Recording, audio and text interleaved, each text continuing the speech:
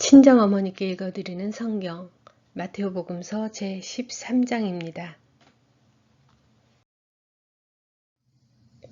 씨 뿌리는 사람의 비유. 그날 예수님께서는 집에서 나와 호숫가에 앉으셨다.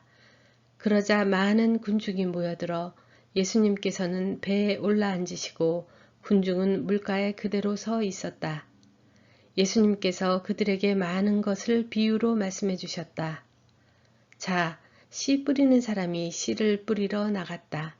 그가 씨를 뿌리는데 어떤 것들은 길에 떨어져 새들이 와서 먹어버렸다. 어떤 것들은 흙이 많지 않은 돌밭에 떨어졌다.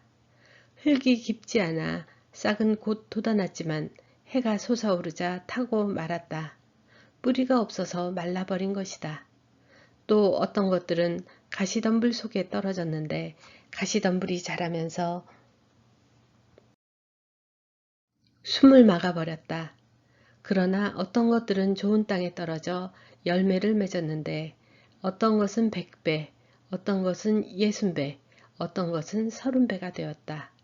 귀 있는 사람은 들어라. 비유로 말씀하신 이유. 제자들이 예수님께 다가와 왜 저 사람들에게 비유로 말씀하십니까? 하고 물었다. 예수님께서 그들에게 대답하셨다. 너희에게는 하늘나라의 신비를 아는 것이 허락되었지만 저 사람들에게는 허락되지 않았다. 사실 가진 자는 더 받아 넉넉해지고 가진 것이 없는 자는 가진 것마저 빼앗길 것이다. 내가 저 사람들에게 비유로 말하는 이유는 저들이 보아도 보지 못하고 들어도 듣지 못하고 깨닫지 못하기 때문이다. 이렇게 하여 이사야의 예언이 저 사람들에게 이루어지는 것이다. 너희는 듣고 또 들어도 깨닫지 못하고 보고 또 보아도 알아보지 못하리라. 저 백성이 마음은 무디고 귀로는 제대로 듣지 못하며 눈은 감았기 때문이다. 이는 그들이 눈으로 보고 귀로 듣고 마음으로 깨닫고서는 돌아와 내가 그들을 고쳐주는 일이 없게 하려는 것이다. 그러나 너희의 눈은 볼 수 있으니 행복하고 너희의 귀는 들을 수 있으니 행복하다. 내가 진실로 너희에게 말한다. 많은 예언자와 의인이 너희가 보는 것을 보고자 갈망하였지만 보지 못하였고 너희가 듣는 것을 듣고자 갈망하였지만 듣지 못하였다. 씨 뿌리는 사람의 비유를 설명하시다. 그러니 너희는 씨 뿌리는 사람의 비유를 새겨들어라. 누구든지 하늘나라에 관한 말을 듣고 깨닫지 못하면 악한 자가 와서 그 마음에 뿌려진 것을 빼앗아간다. 길에 뿌려진 씨는 바로 그러한 사람이다. 돌밭에 뿌려진 씨는 이러한 사람이다. 그는 말씀을 들으면 곧 기쁘게 받는다. 그러나 그 사람 안에 뿌리가 없어서 오래가지 못한다. 그래서 말씀 때문에 환난이나 박해가 일어나면 그는 곧 걸려 넘어지고 만다. 가시덤불 속에 뿌려진 씨는 이러한 사람이다. 그는 말씀을 듣기는 하지만 세상 걱정과 재물의 유혹이 그 말씀의 숨을 막아버려 열매를 맺지 못한다. 좋은 땅에 뿌려진 씨는 이러한 사람이다. 그는 말씀을 듣고 깨닫는다. 그런 사람은 열매를 맺는데 어떤 사람은 100배, 어떤 사람은 60배, 어떤 사람은 30배를 낸다. 가라지의 비유. 예수님께서 또 다른 비유를 들어 그들에게 말씀하셨다. 하늘나라는 자기 밭에 좋은 씨를 뿌리는 사람에 비길 수 있다. 사람들이 자는 동안에 그의 원수가 와서 밀 가운데에 가라지를 덧뿌리고 갔다. 줄기가 나서 열매를 맺을 때에 가라지들도 드러났다.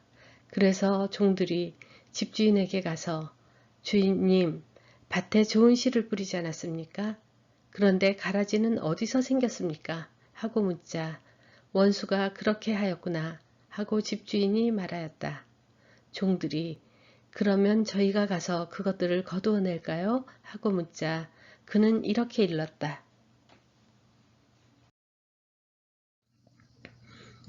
아니다. 너희가 가라지들을 거두어내다가 밀까지 함께 뽑을지도 모른다. 수확 때까지 둘 다 함께 자라도록 내버려 두어라. 수확 때에 내가 일꾼들에게 먼저 가라지를 거두어서 단으로 묶어 태워버리고 밀은 내 곡간으로 모아들이라고 하겠다. 겨자씨의 비유. 예수님께서 또 다른 비유를 들어 그들에게 말씀하셨다. 하늘나라는 겨자씨와 같다. 어떤 사람이 그것을 가져다가 자기 밭에 뿌렸다. 겨자씨는 어떤 씨앗보다 작지만 자라면 어떤 풀보다 커져 나무가 되고 하늘의 새들이 와서 그 가지에 깃들인다. 누룩의 비유. 예수님께서 또 다른 비유를 그들에게 말씀하셨다. 하늘나라는 누룩과 같다.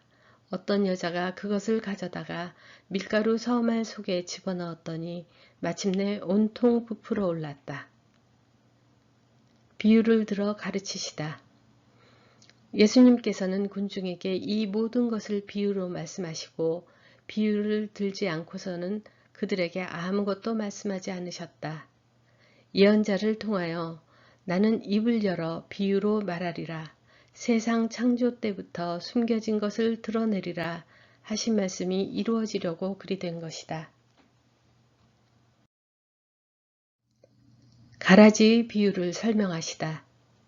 그 뒤에 예수님께서 군중을 떠나 집으로 가셨다.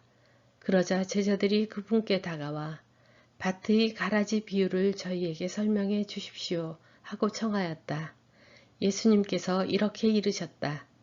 좋은 씨를 뿌리는 이는 사람의 아들이고 밭은 세상이다. 그리고 좋은 씨는 하늘나라의 자녀들이고 가라지들은 악한 자의 자녀들이며 가라지를 뿌린 원수는 악마다. 그리고 수확되는 세상 종말이고 일꾼들은 천사들이다. 그러므로 가라지를 거두어 불에 태우듯이 세상 종말에도 그렇게 될 것이다. 사람의 아들이 자기 천사들을 보낼 터인데 그들은 그의 나라에서 남을 죄짓게 하는 모든 자들과 불의를 저지르는 자들을 거두어 불구덩이에 던져버릴 것이다. 그러면 그들은 거기에서 울며 이를 갈 것이다. 그때 의인들은 아버지의 나라에서 해처럼 빛날 것이다. 귀 있는 사람은 들어라. 보물의 비유와 진주 상인의 비유. 하늘나라는 밭에 숨겨진 보물과 같다. 그 보물을 발견한 사람은 그것을 다시 숨겨두고서는 기뻐하며 돌아가서 가진 것을 다 팔아 그 밭을 산다. 또 하늘나라는 좋은 진주를 찾는 상인과 같다. 그는 값진 진주를 하나 발견하자 가서 가진 것을 모두 처분하여 그것을 샀다.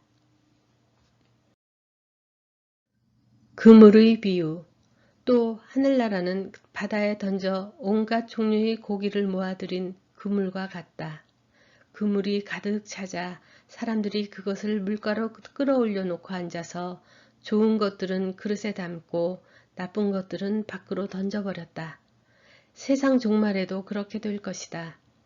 천사들이 나가 의인들 가운데에서 악한 자들을 가려내어 불구덩이에 던져버릴 것이다. 그러면 그들은 거기에서 울며 이를 갈 것이다. 비유를 끝맺는 말씀. 너희는 이것들을 다 깨달았느냐? 제자들이 예 하고 대답하자 예수님께서 그들에게 이르셨다. 그러므로 하늘나라의 제자가 된 모든 율법학자는 자기 곳간에서 새 것도 꺼내고 옛 것도 꺼내는 집주인과 같다. 예수님께서는 이 비유들을 다 말씀하시고 나서 그곳을 떠나셨다. 나자렛에서 무시를 당하시다. 예수님께서 고향에 가시어 회당에서 사람들을 가르치셨다. 그러자 그들은 놀라서 이렇게 말하였다. 저 사람이 어디에서 저런 지혜와 기적의 힘을 얻었을까? 저 사람은 목수의 아들이 아닌가? 그의 어머니는 마리아라고 하지 않았나? 그리고 그의 형제들은 야고보, 요셉, 시몬, 유다가 아닌가? 그의 누이들도 모두 우리와 함께 살고 있지 않는가? 그런데 저 사람이 어디서 저 모든 것을 얻었지? 그러면서 그들은 그분을 못마땅하게 여겼다. 그러자 예수님께서 그들에게 이르셨다. 예언자는 어디에서나 존경받지만 고향과 집안에서만은 존경받지 못한다. 그리고 그들이 믿지 않으므로 그곳에서는 기적을 많이 일으키지 않으셨다.